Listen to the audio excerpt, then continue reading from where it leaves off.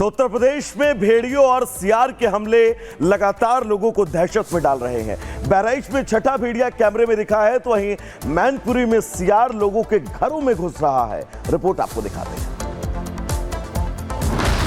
उत्तर प्रदेश के बहराइच में भेड़िया तो मैनपुरी में सियार ने आतंक मचा रखा है। बहराइच में भेड़िए की तलाश लगातार जारी है। वन विभाग की टीम भेड़िए की तलाश में जुटी हुई है, लेकिन भेड़िया अभी तक वन विभाग के कब्जे से बाहर है। ड्रोन की मदद से भेड़िए की तलाश की जा रही है। ये छठा और खूंखार भेड़िया वन विभाग के ड्रोन कैमरे में देखा गया है, जो गन्ने के खेत में घूम रहा था।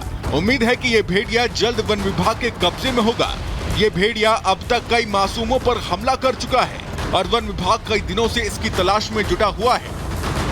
वहीं मैनपुरी में सियार की दस्तक ने लोगों के अंदर दहशत पैदा कर दी है। यहाँ एक सियार एक घर में जाकर छुप गया। जब लोगों ने सियार को घर के अंदर देखा तो तुरंत इसकी खबर पुलिस को दी। मौके पर पहुंचे पुलिस और गांव के लोगों ने सियार को पकड़ने की पूरी कोशिश की, लेकिन सियार लोगों के पकड़ में नहीं आया और वहां से भागने में कामयाब रहा। Bureau report, Republic Bharat. और इधर माली देश की राजधानी बामाको में अलकायदा के आतंकियों ने हमला कर दिया है, जहां सैन्य स्कूलों को निशाना बनाया इन आतंकियों ने। इसी से जुड़ी 1 मिनट में पूरी रिपोर्ट देखिए। अफ्रीकी देश माली की राजधानी बामाको में कई जगहों पर आतंकी हमले हुए। आतंकियों ने सैन्य स्कूल में गोलीबारी की, स्कूल में आग तक लगा दी। वहीं एक आतंकी प्लेन को भी आग के हवाले करता हुआ दिखाई दिया। वहीं राजधानी बामाको में 2 जगहों पर विस्फोट भी हुए, जिसके बाद सेना ने लोगों को सुरक्षित जगहों पर जाने को कहा। आतंकी हमलों के बाद सेना ने मोर्चा संभाला और किसी तरह से हालात पर काबू पाया। ये आतंकी किसी बड़ी साजिश को अंजाम देने आए थे। आतंकी ऐसा कर पाते उससे पहले ही सेना ने आतंकियों के मंसूबे पर पानी फेर दिया। हालांकि ये कितने आतंकी थे, कितने आतंकी सेना ने ढेर किए और कितनों को गिरफ्तार किया, इस बात की जानकारी अभी सेना ने साझा नहीं की है। राजधानी में हुए इन हमलों के बाद प्रशासन भी अलर्ट हो गया। सरकार ने हवाई अड्डों को तुरंत बंद कर दिया।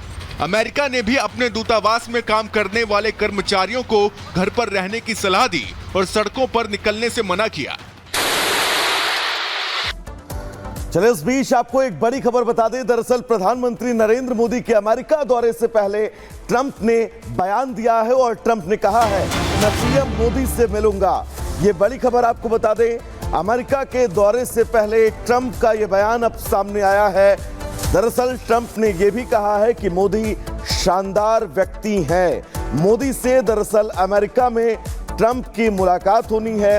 इसको लेकर ट्रंप ने बयान दिया है और कहा है कि पीएम मोदी से मिलूंगा, और साथ ही उन्होंने इस बात का भी जिक्र किया है कि पीएम मोदी एक शानदार व्यक्ति हैं। अमेरिका दौरे से पहले यह बयान डोनाल्ड ट्रंप की तरफ से जो है वो सामने आया है। उन्होंने कहा है कि पीएम मोदी एक शानदार व्यक्ति हैं और वो उत्सुक हैं भारत के प्रधानमंत्री नरेंद्र मोदी से मुलाकात के लिए।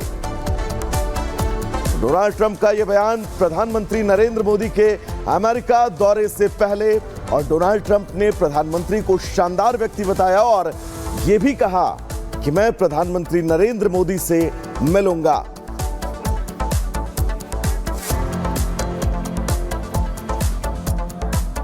और चलिए अब बात करते हैं यूपी के मुख्यमंत्री योगी आदित्यनाथ और उनकी पुलिस जीरो टॉलरेंस नीति के तहत अपराध और अपराधियों के खिलाफ लगातार एक्शन ले रही है। और अब सीएम योगी आदित्यनाथ ने दंगाइयों के लिए भी लाउड एंड क्लियर मैसेज दे दिया है। इसी से जुड़ी रिपोर्ट आपको दिखाते हैं।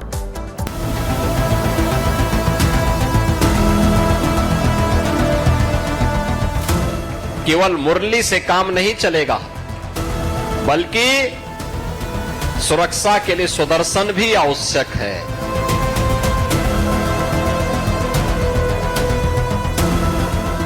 योगी का एक्शन, दंगाई गायब।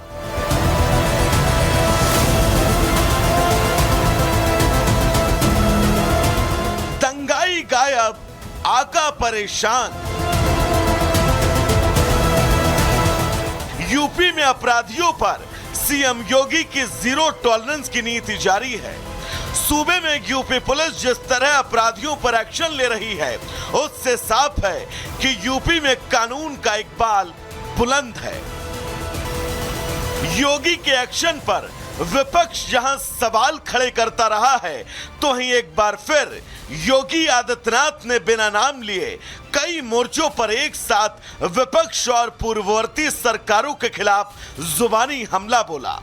राजधानी लखनऊ में एक कार्यक्रम के दौरान योगी ने साफ और कड़े शब्दों में कहा कि प्रदेश में दंगे और दंगाई गायब हो गए और उससे दंगाइयों की आका परेशान है।